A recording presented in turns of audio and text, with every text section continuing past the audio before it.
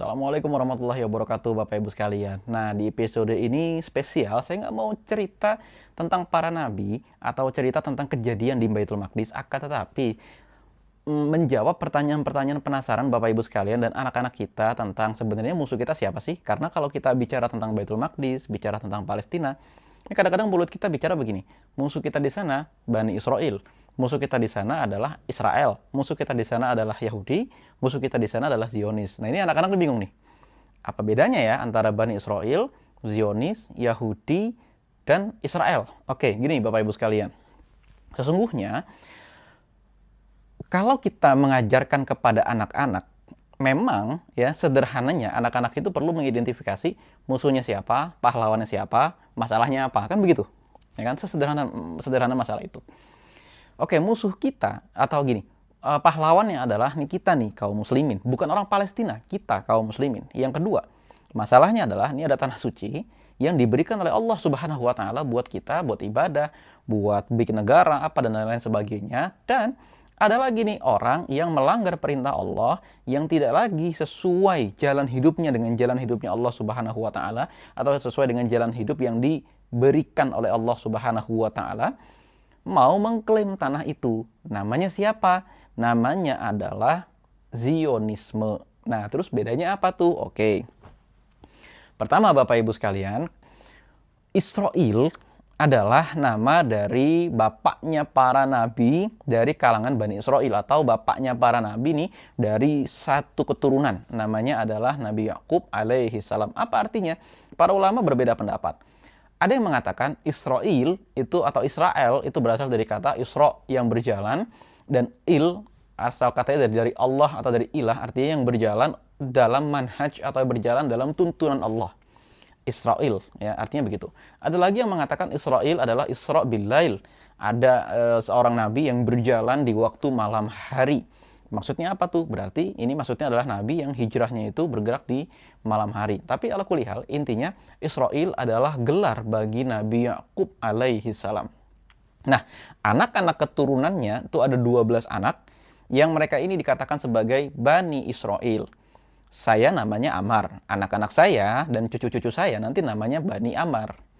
Contohnya lagi misalnya Soekarno, presiden kita yang pertama itu punya anak ada banyak. Sampai anak cucunya sudah punya cucu lagi, itu namanya Bani Soekarno. Terahnya Soekarno. Nah, kayak di Jawa ya, masih ada sistem terah, itu namanya adalah Bani. Yang Bani ini nanti akan menjadi ciri khas nama marga Bani Israel. Nah, di sepanjang sejarah, Bani Israel ini bukan Bani yang buruk juga, bukan juga Bani yang jahat, ini nama netral saja. Sebagaimana kalau kita bilang suku Quraisy atau keluarga Quraisy, ada yang jahat seperti Abu Jahal, ada yang baik seperti Nabi Muhammad Shallallahu Alaihi Wasallam.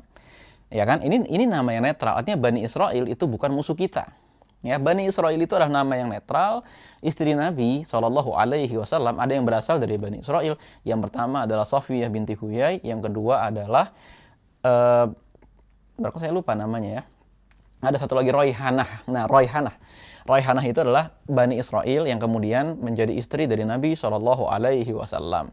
Sepanjang perjalanan sejarah, Allah Subhanahu Wa Taala memberikan pemimpin-pemimpin Bani Israel dari kalangan nabi-nabi di antara mereka. Akan tetapi, teman-teman sekalian, ceritanya satu ketika Bani Israel atau keluarganya Nabi Yakub alaihi salam itu didera kelaparan dahsyat karena terjadi kekeringan di bumi Syam.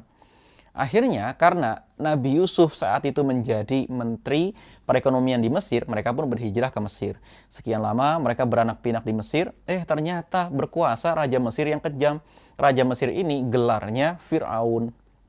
Nah, Fir'aun inilah yang mengejar-ngejar Bani Israel, memperbudak Bani Israel, dan Allah Subhanahu wa taala membangkitkan satu orang nabi untuk memimpin mereka, namanya Nabi Musa alaihi salam.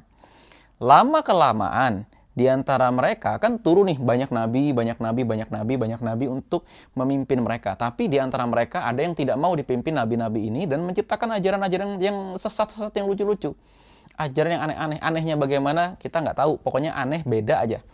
Nah, di antara mereka yang menciptakan ajaran-ajaran baru, nggak mau dipimpin sama nabi ini, mereka menggelari diri mereka dengan istilah Hadu, atau mereka juga disebut sebagai kaum Yahudi. Itulah bedanya antara Israel, Bani Israel, dan Yahudi. Lalu kaum Yahudi, sebagaimana kata Rasulullah Shallallahu Alaihi Wasallam, terpecah belah menjadi 72 golongan. Ada Yahudi Cabat, ada Yahudi apalagi misalnya. Ya banyak deh pokoknya. Dan di antara mereka cabangnya lagi nih, mereka tuh ingin banget pulang kampung ke Baitul Maqdis gitu. Mereka tuh ingin banget dipimpin lagi sebuah kerajaan Bani Israel, kerajaannya kaum muslimin sebagaimana yang di masa Nabi Sulaiman alaihi salam. Akan tetapi mereka nggak mau memeluk agama Islam. Padahal Allah Subhanahu wa taala menurunkan wahyu terakhir yaitu Al-Qur'an. Tapi mereka nggak mau pakai itu. Ya jangankan Al-Qur'an, Injil aja yang turun dekat dengan masanya mereka tuh nggak mau, apalagi yang sekarang-sekarang ini gitu loh. Nah, singkat cerita, akhirnya mereka sekitaran 130 tahun yang lalu atau 150 tahun yang lalu, mereka bermusyawarah di sebuah tempat yang namanya Basel. Basel itu di negara yang namanya Swiss di Eropa. Mereka sepakat untuk kembali ke tempat yang dulunya katanya tuh pernah dijanjikan oleh Allah Subhanahu wa taala kepada mereka. Dan memang betul pernah dijanjikan oleh Allah, tapi karena tadi ya mereka melakukan bid'ah, mereka tidak menggunakan ajaran nabi-nabi yang diturunkan oleh Allah Subhanahu wa taala kepada mereka, nggak mau ibadah dan lain-lain, mereka nggak jadi dikasih. Nah, singkat cerita, mereka mau kembali ke tempat itu tadi, dan tempat itu punya titik pusat namanya Bukit Sion. Nah, Bukit Sion itu atau dalam bahasa mereka Bukit Zion menjadi semacam simbol sehingga gerakan mereka untuk pulang kampung ke tempat tadi dinamakan sebagai Zionisme. Apa tugasnya Zionisme? Apa misinya Zionisme? Mendirikan negara Yahudi. Negara Yahudi itu akhirnya terbentuk di tahun 1948 yang disebut sebagai negara Israel. Nah, gimana cara jelasinnya kepada anak-anak dengan mudah? Gini, jelasin aja kepada anak-anak. Musuh kita bukan Bani Israel, musuh kita juga bukan Israel. Karena Bani Israel ada yang Muslim, ada yang tidak memerangi kita, tergantung mereka gimana ke kita. Israel nama bagi Nabi Yakub, tapi musuh kita adalah Zionisme yang mendirikan negara.